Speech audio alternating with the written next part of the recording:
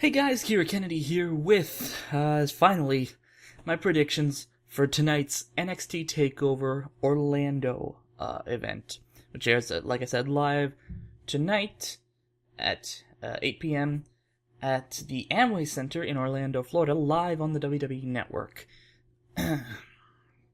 I'm sorry I didn't get to this sooner because this week has kind of been hell, and before today, I really only had time to record either the WrestleMania review or the NXT review, and the WrestleMania review seemed like it was gonna be longer, so I figured that should take the priority. With that being said, I'm just gonna quickly go over my predictions, because this is also the shorter card with only 5 matches confirmed, and I don't think they're really gonna be adding any extra matches, because, well, NXT is usually very good at keeping their whole card announced by the go-home show. So, I'm going to be going off of a list off of Wikipedia.com of confirmed matches from the bottom to the top. Sorry, Wikipedia.org, I should say. So we are going to be starting with an 8-person mixed tag team match. You have Sanity, Eric Young, Alexander Wolf, Killian Dane, and Nikki Cross taking on the team of The Perfect 10, Ty Dillinger, Roderick Strong, No Way Jose, and a wrestler who only debuted 2 weeks ago, the newly debuted Ruby Riott, formerly known as Heidi Lovelace. Now, normally I'd say Sanity would be the one to win here because they've been the one with the most momentum and stuff. However, the fact that Ruby Riott just debuted makes me think that Dillinger, Strong, and Jose, and Ruby Riott will be going over here. It's pretty basic stuff, and usually when it comes to NXT takeovers, I usually only get like one match wrong anyways, and if this is the match that I get wrong, so what? But I'm gonna put my foot down and say Dillinger, Strong, No Way Jose, and Ruby Riott win here. After that, we have another match featuring an NXT debut. You have Andrade Cien Almas taking on their debuting Aleister Black, formerly known as Tommy End. I actually got to watch him wrestle for the first time during the WWE UK Championship Tournament. He was a surprise entrant against Neville. Yeah, wrestling under the name he wrestled under in the Indies, because Tommy End, of course, is not his real name. And much like my reasoning behind Dillinger, Strong, No Way Jose, and Ruby Riott going over Sanity, Aleister Black will be debuting here, and they really haven't used CN all that well since Takeover the End, I guess. The shocker there, but yeah, that's... So, with that being said, it's pretty obvious Aleister Black is going over here. After that, we have the first of 3 championship matches happening that night, or happening tonight. The Authors of Pain defend their NXT Tag Team Championships against #DIY, Johnny Gargano and Tommaso Ciampa, and the Revival, Scott Dawson and Dash Wilder. Again, it seems pretty obvious here that the Authors of Pain are going over, because, I mean, I keep saying every takeover that DIY is finally being called up, and but I don't think it's gonna happen. For whatever reason, I don't think it's gonna happen now. But I do think that the Revival are definitely being called up.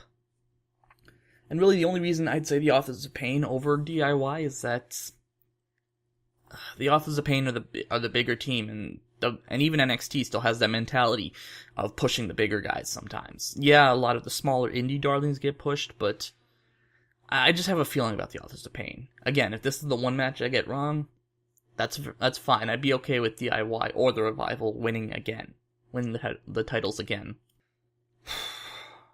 After that, we have the NXT Women's Championship match. I will not be making any jokes about that because that is crass, that is cruel, and I don't go there. You have Asuka defending her title against Ember Moon, and I said it at San Antonio. If Asuka retained her title there, it was definitely it was definitely for sure that she was going to drop it to Ember Moon.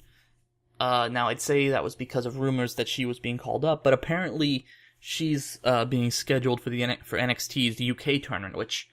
It's kind of a mixed bag. On the one hand, she's too good to stay down in NXT, and on the other hand, NXT's women's division is so thin right now. When Aaliyah and Liv Morgan are seriously being considered as one of the top members of the women's division, it's not a good sign. So yeah, overall, Ember Moon goes over here and finally ends Asuka's year-long reign as NXT Women's Champion. And now we finally come to the main event of the evening for the NXT Championship, which is supposedly gonna have a new belt unveiled tonight. Bobby Roode defends his title against Shinsuke Nakamura. And much like the rest of these, it seems pretty easy to call here because Roode just won the title, and Nakamura is rumored to be it's rumored that he's gonna be called up. He's either gonna show up on the post-WrestleMania Raw or the post-WrestleMania SmackDown. From what I understand, Triple H is really lobbying for Nakamura to go to SmackDown, but Vince really wants him on Raw for whatever reason. I'm okay with either, to be honest, because the idea of Nakamura fighting Balor is awesome, and the idea of Nakamura fighting AJ Styles again is awesome. But I'm kind of getting off track here. In my opinion, I think the person coming out on top here is going to be Bobby Roode. He just won the title in January, and let's put it this way, since NXT Takeover Brooklyn, every takeover, the NXT Championship has changed hands. Now, granted, that's giving, a 3-month reign for everybody, Nakamura had a 3-month reign from NXT TakeOver Brooklyn to NXT TakeOver Toronto, I guess September, October, November. Yeah, 3 months between those. Then it was 2 months for 2 weeks for Samoa Joe. 2-week reign for Samoa Joe when he dropped it at a live event. And then about a month and a half for Nakamura's second reign when he dropped it at NXT TakeOver San Antonio. And honestly, I don't like the idea of them hot potatoing the title. I didn't like it when they did it with the Intercontinental Championship. I didn't like it when they did it with the Women's Championship. If they're still going to do it with the Women's Championship, I don't like it. And quite frankly, I think Nakamura has pretty much done all he can do in NXT. As much as people like to say NXT is where these guys get used way better, it's still the developmental territory, and it really shouldn't be seen as anything more than that. I don't think, as much as I hate to say it, it shouldn't be used as anything more than that. So I think, because of the rumors that Nakamura is being called up, and because Roode only just won the title a couple months ago, he's going over here. And that's pretty much it for the show. What do you guys think? Let me know in the comments below. If you guys would like to follow me on social media, I'm on Twitter at KiraKennedyHNR. I'm also on Tumblr at KiraKennedyHNR.tumblr.com. And of course, if you'd like to check out any of my past reviews, my Let's Plays, my stream archives, even my reviews, you can do so at peanutbutterdisaster.com. You can also check me out over at twitch.tv/KiraKennedyPBD every Friday night at 8 p.m. Eastern. Obviously not last night because it was WrestleMania weekend and I've been really busy with other stuff as well. But until next time, I'm Kira Kennedy, and thank you for watching. Peanut butter disaster.